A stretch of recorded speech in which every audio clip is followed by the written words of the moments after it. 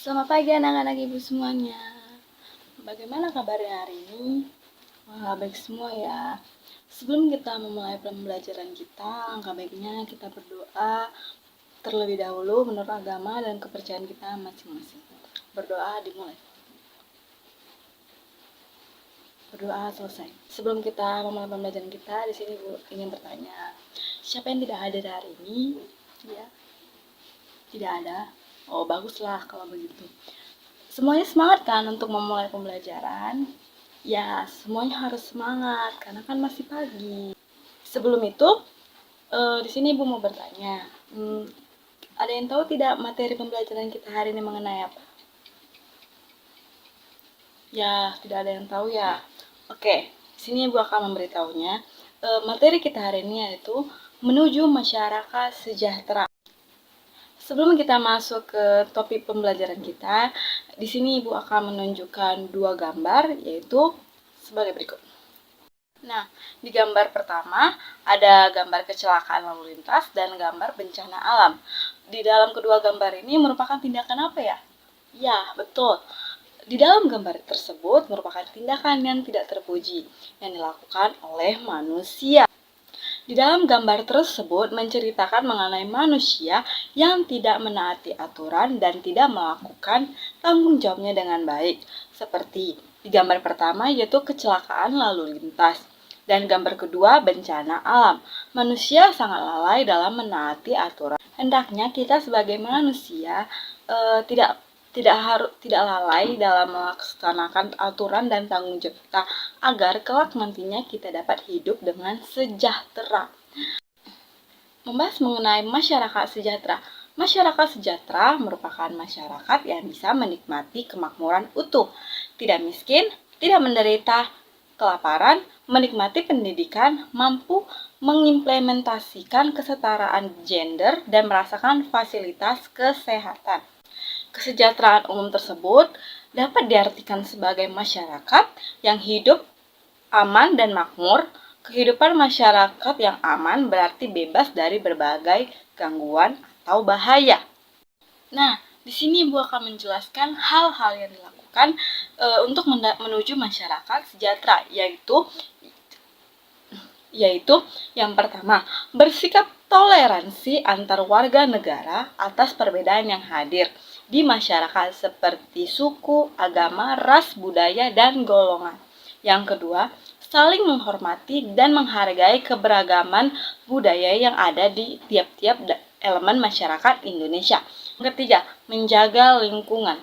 Yang keempat, pemerataan pembangunan di seluruh wilayah Indonesia, baik pembangunan yang bersifat fisik seperti infrastruktur dan pembangunan yang bersifat non-fisik seperti pemerataan pendidikan. Penyediaan lapangan kerja yang memadai sehingga angka kemiskinan dapat ditekan dan masyarakat mampu hidup secara layak. Taat membayar pajak agar infrastruktur dan pembangunan lainnya dapat terus berjalan karena pembangunan adalah dari rakyat dan untuk rakyat. Di sini juga ada ciri-ciri masyarakat sejahtera, yaitu yang pertama, terpenuhinya segala kebutuhan pokok seperti pangan, sandang, dan papan. Yang kedua, bertanggung jawab menjaga lingkungan.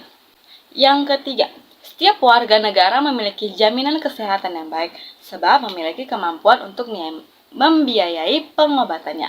Yang keempat, yaitu mendapat pendidikan yang layak sebab mampu membiayai layanan pendidikan yang dibutuhkan. Yang kelima, yaitu rendahnya tingkat kriminalitas di suatu kelompok masyarakat. Nah, semuanya sudah mengertikan mengenai membangun masyarakat sejahtera. Semuanya ada yang ingin ditanyakan mengenai materi kita hari ini? Tidak ada kan? Jadi semuanya sudah mengertikan. Nah, agar lebih mengerti lagi mengenai materi kita hari ini, di sini Ibu akan memberikan cuplikan PPT mengenai materi kita hari ini, yaitu menuju masyarakat sejahtera. Perhatikanlah semuanya. Perhatikan gambar ini. Pada gambar nampak Udin dan ayahnya sedang berada di tempat pembayaran pajak. Ayah Udin sedang mengantri untuk membayar pajak sepeda motor di kantor Samsat. Membayar pajak adalah salah satu pelaksanaan kewajiban sebagai warga negara. Adapun tanggung jawab warga negara adalah membayar pajak tepat waktu. Bagaimana ya jika semua warga negara melakukan tanggung jawab yang tinggi untuk melaksanakan kewajibannya seperti Ayah Udin? Apa dampak yang akan ditimbulkan? Setiap warga negara Indonesia penting memiliki tanggung jawab dalam menggunakan hak dan melaksanakan kewajiban. Banyak manfaat yang dapat dirasakan warga negara setelah menggunakan hak dan melaksanakan kewajiban. Contohnya adalah sebagai berikut: menciptakan ketertiban dan keamanan lingkungan, pembangunan berjalan lancar, terciptanya kesejahteraan masyarakat, tercipta kerukunan hidup dalam keberagaman masyarakat Indonesia, memperkukuh persatuan dan kesatuan bangsa, mencerdaskan bangsa, menjaga kelestarian alam dan mencegah terjadinya bencana alam. Dan masih banyak lagi manfaat dari pelaksanaan tanggung jawab.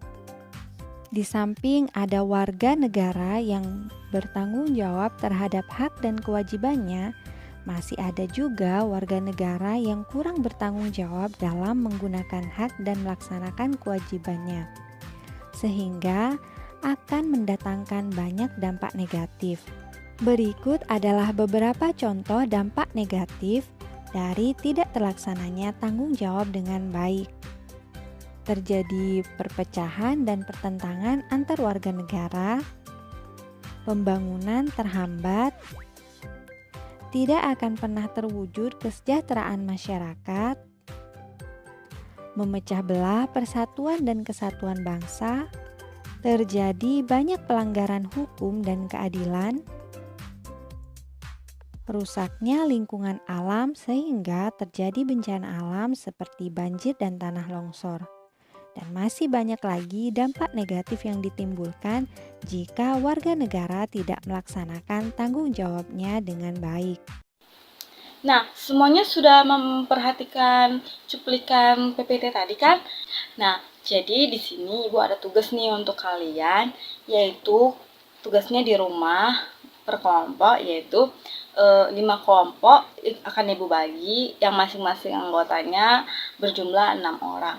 Nah, jadi tugasnya yaitu diskusikanlah bersama teman kelompokmu tentang pelaksanaan tanggung jawab sebagai warga negara, warga negara, dan tuliskanlah 5 temuan tersebut dengan baik dan benar. Tugasnya dikumpul di minggu depan pertemuan selanjutnya. Kita akhiri pertemuan kita hari ini. Tetap jaga kesehatan, jangan malas-malas untuk belajar, jangan lupa mengerjakan tugasnya. Sekian dari pertemuan pembelajaran kita hari ini. Sampai jumpa lagi semuanya.